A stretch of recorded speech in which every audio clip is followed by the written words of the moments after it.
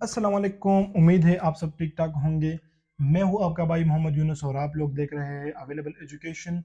मैंने एक series start किया था फार्माकोलॉजी का, जो हमने इंट्रोडक्शन टू फार्माकोलॉजी चैप्टर से स्टार्ट किया था और इंशाल्लाह हम आगे जा रहे होंगे। हमने 20 एमसीक्यूज सॉल्व किए थे और आज हम स्टार्ट करने वाले हैं 21 एमसीक्यूज से। आगे जितना हम आज कवर कर सकते हैं वो कवर करेंगे और नेक्स्ट वीडियो में फिर हम इंशाल्लाह सेकंड चैप्टर जो है ना वो स्टार्ट करेंगे। मैंने स्टार्ट किया है एक फार्माकोलॉजी, पैथोलॉजी एंड हेमाटोलॉजी। इसके हम पास पेपर भी कवर करेंगे इंशाल्लाह बहुत जल्द, और जो चैप्टर वाइज एमसीक्यूज है वो भी कवर करेंगे, ताकि थर्ड सेमेस्टर के जितने भी स्टूडेंट हैं तो उसका बहुत ज़्यादा हेल्प हो जाए इससे, और वो अपने एग्जाम जो है ना वो आसानी से दे दे। अच्छा जी, जो आप लोगों के स्पेशल सब्जेक्ट है वो भी हम करेंगे इंशाल्लाह बहुत जल्द, उसका भी हम स्टार्ट लेंगे। तो चलिए स्टार्ट करते हैं क्वेश्चन नंबर 21 से।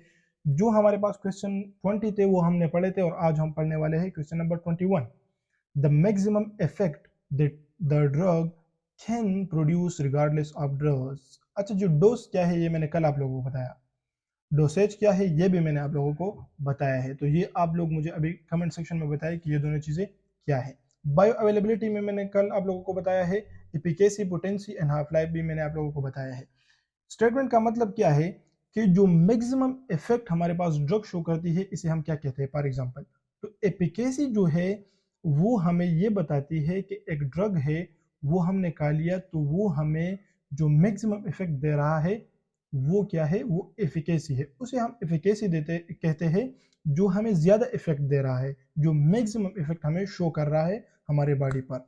बायो अवेलेबिलिटी क्या चीज थी कि एक ड्रग हमने ले लिया, वो एब्जॉर्ब हो गया, एब्जॉर्प्शन के बाद हमारे ब्लड सर्कुलेशन में आ गया, हमारे सर्कुलेशन में आ गया, तो इसे हम बायो अवेलेबिलिटी कहते हैं। क्वेश्चन नंबर 22 पे जाते हैं। क्वेश्चन 21 का आंसर हमारे पास क्या है, एफिकेसी। मैक्सिमम इफेक्ट हमें जो शो करती है उसे हम एफिकेसी कहते हैं।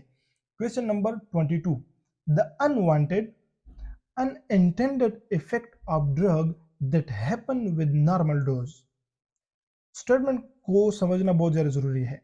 Seriously endangering the life of the recipient and is not predictable. देखिए जी, जो एक ड्रग हमने खाया नॉर्मल डोज के साथ, डॉक्टर ने हमें normal dose 1 tablet per day for example prescribe किया है, हमने 1 टेबलेट खाया और उसका जो इफेक्ट हमारे बॉडी पे आया वो नहीं है जो हम चाहते थे। फॉर एग्जांपल, हमने टेम्परेचर के लिए एक टेबलेट खाया, तो टेम्परेचर को ख़त्म करने के लिए हमने ये टेबलेट खाया है, लेकिन जब हमने ये टेबलेट खाया तो उसने हमारे बॉडी पर जो है ना रिएक्शन दिखाया स्किन के ऊपर, तो ये अनवांटेड इफेक्ट है, या कोई और काम जो है ना हमारे बॉडी में किया जो हम नहीं चाहते थे, जो ना चाहते हुए वो इफेक्ट हमारे सामने आए, तो उसे हम एडवर्स इफेक्ट कहते हैं। साइड इफेक्ट क्या है, टॉक्सिक इफेक्ट क्या है, ये सारी चीजें इंशाल्लाह एक एक करके हम पढ़ेंगे। लेकिन इस स्टेटमेंट का मतलब क्या है कि अनवांटेड इफेक्ट जब हमें शो हो रही है तो इसका मतलब है ये एडवर्स इफेक्ट है उस ड्रग की।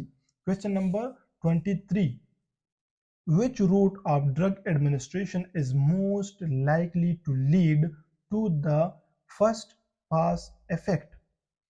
फर्स्ट फास्ट इफेक्ट सबसे जो है ना जानना जरूरी है। अच्छा, सबलिंगुअल क्या है, फर्स्ट इसको समझते हैं। सबलिंगुअल जब हमें फॉर एग्जांपल हमारा टेम्परेचर हाई हो गया है तो हम एक टेबलेट लेंगे, अपने जबान के नीचे रखेंगे, तो इसे हम सबलिंगुअल कहते हैं।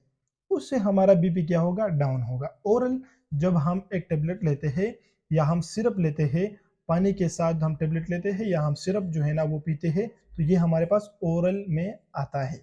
ठीक है।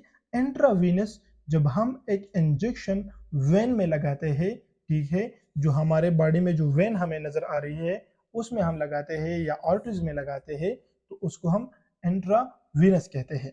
ठीक है, जो वेन में लगाते हैं उसको इंट्रावीनस कहते हैं। इंट्रामस्कुलर कि जो इंजेक्शन हम मसल्स में लगाते हैं तो उसको हम इंट्रामस्कुलर कहते हैं। एक बात यहाँ पर बहुत ज़्यादा ज़रूरी है जो आप लोगों ने याद करनी है कि जितने भी मस्कुलर इंजेक्शन है वो कभी भी हम वेन में नहीं लगा सकते। मस्कुलर इंजेक्शन में प्रोवास फॉर एग्जांपल आ गया, तो प्रोवास कभी भी आप लोग प्रोवास इंजेक्शन जो है उस पर जो इंजेक्शन होंगे ना वो आप लोग अगर पढ़े तो उसके जो एम्प्यूल होती है उस पर लिखा होता है IM IV, या तो वो दोनों के लिए यूज होंगे और या सिर्फ वो IV यूज होंगे और या सिर्फ वो IM यूज होंगे। जो इंजेक्शन जो है वो सिर्फ IM यूज होंगे, वो कभी भी आप IV नहीं लगा सकते। ठीक है, ये बात याद करना यहाँ पर जरूरी है। क्वेश्चन नंबर 24 हमारे पास है पेरेंट्रल एडमिनिस्ट्रेशन। पेरेंट्रल एडमिनिस्ट्रेशन क्या है? Usually produce a more rapid response than oral administration. जो हम ओरली खाते हैं उससे पेरेंट्रल एडमिनिस्ट्रेशन हमें जल्दी रिस्पांस देता है, रैपिड रिस्पांस, क्विक रिस्पांस हमें देता है। ठीक है, नेक्स्ट क्वेश्चन पे हम चलते हैं। Father of modern pharmacology as, father of modern pharmacology कौन है? ओसवाल्ड शिमेल्डर बर्ग जो है ना, ये हमारे पास फादर ऑफ मॉडर्न फार्माकोलॉजी है। इस पर अगर क्वेश्चन आए, बट मुझे नहीं लगता, मिड में आ सकता है लेकिन पैनल में मुझे नहीं लगता कि आए। क्वेश्चन नंबर 26 हमारे पास क्या है? Any drug that prevent a disease और इलनेस फ्रॉम अकरिंग, वैक्सीन की तरह। देखिए जी, हमें अभी तक कोई भी डिजीज नहीं है, हमें कोई इलनेस नहीं है, लेकिन हम वैक्सीन लगाते हैं इस डर की वजह से कि हमें ये डिजीज ना हो, हमें ये बीमारियां ना हो। उस बीमारी से पहले एहतियाती तदाबीर की वजह से हम ये लगाते हैं, तो उसको हम कहते हैं प्रोपाइलेक्टिक्स। प्रोपाइलेक्टिक्स क्या है? ये वो वैक्सीन है, पोलियो जो टीके लगाते हैं बच्चों को, ये सारी चीजें ये हम पहले लगाते हैं ताकि हमारे पास ये बीमारियां हमें फिर ना आए। एंटीबायोटिक्स मैंने कल आप लोगों को बताया था। एनाल्जेसिक जो है, एनाल्जेसिक ये मैंने कल आप लोगों को बताया था कि पेन में जो रिलीफ देता है उसको हम एनाल्जेसिया कहते हैं या एनाल्जेसिक ड्रग्स कहते हैं। अच्छा, एंटीपायरेटिक मैंने कल आप लोगों को बताया था कि पायरेक्सिया, पायरेक्सिया क्या है? टेम्परेचर है। एंटीपायरेटिक जो टेम्परेचर के खिलाफ यूज होगा, पेनाडॉल, एस्पिरिन, ये सारी चीजें जो है ना, ब्रूफिन, ये सारे एंटीपायरेटिक्स है। इस पर फिर आप लोग डिटेल से फार्माकोकाइनेटिक्स और डायनामिक्स में आगे पढ़ेंगे। इंसाइड्स में आगे आप लोग पढ़ेंगे कि इंसाइड में फिर एंटीपायरेटिक क्या है, एंटी इन्फ्लेमेटरी क्या है, ये सारी चीजें इंशाल्लाह आप लोग आगे पढ़ेंगे। क्वेश्चन नंबर 27 हमारे पास आ रहा है। Dash is the degree to which or the proportion of the drug that is available to the site of action or target tissue to produce the desired effect। ये घुमा फिरा के ये स्टेटमेंट दिया है आप लोगों को। मैंने कल भी आप लोगों को बताया था कि अवेलेबिलिटी, बायो अवेलेबिलिटी क्या है? जब एक ड्रग हमारे बॉडी में आता है, हमारे सर्कुलेशन में आता है, तो वो हमारे बॉडी में फिर जो साइड ऑफ एक्शन है वहां पर अच्छा जो है ना इफेक्ट शो कराता है। ठीक है, सर्कुलेशन की वजह से ये बॉडी में सर्कुलेट होता है और जहां पर जरूरत होती है, जिसके लिए हमने खाया है, तो वहां पर ये डिजायर इफेक्ट देता है। अच्छा जी, एक बात मैं आप लोगों को बता दूं, अगर इस MCQ से या इस वीडियो से आपको थोड़ा सा भी हेल्प हो रहा है तो आप लोग हमें अप्रिशिएट करने के लिए लाइक दीजिए और अभी दीजिए, और कमेंट सेक्शन में थोड़ा सा अपने अप्रिशिएशन के लिए जो है ना वो हमें कुछ ना कुछ ज़रूर जो है ना वो छोड़ा करें, ताकि हम अप्रिशिएट हो और आप लोगों के लिए आगे काम करें। तो जो स्टूडेंट्स नए हैं वो सब्सक्राइब ज़रूर करें ताकि आप लोगों को हर न्यू नोटिफिकेशन मिले और आप लोगों को सारे वीडियोस मिले टाइम पे। नेक्स्ट क्वेश्चन हमारे पास है। Needed immediately, state order, single order. अच्छा जी, PRN ऑर्डर, रूटीन ऑर्डर, ये सारे 7 ऑर्डर है। इंशाल्लाह आप लोग एक एक करके फिर पढ़ेंगे। कुछ चीज़ें मैं स्किप करने वाला हूँ, जो वो MCQs होंगे जो आप लोगों के फर्स्ट सेमेस्टर में, फॉर एग्जांपल आप थर्ड सेमेस्टर में है तो इस थर्ड सेमेस्टर में आप लोगों के काम नहीं आने वाले हैं, तो इस वजह से मैं थोड़ा उसको स्किप कर रहा हूँ। जो आपके काम की चीज़ें हैं वो आप लोग पढ़े। नेक्स्ट क्वेश्चन हमारे पास आ रहा है। इन 1842 who's made a significant contribution to the field of pharmacology by demonstrating aeropoiesin on the neuromuscular junction। neuromuscular junction क्या है? फर्स्ट और सेकंड सेमेस्टर में सबने पढ़ा है। क्लाउड बर्नर जो था, इसने एरोपॉइजन की डिमॉन्स्ट्रेशन की थी। अच्छा, नेक्स्ट क्वेश्चन हमारे पास है 30। The drug order written by physician has these essential parts for administration of drug safely। 7 parts है, ये 7 ऑर्डर्स है, आप लोग इंशाल्लाह पढ़ लेंगे।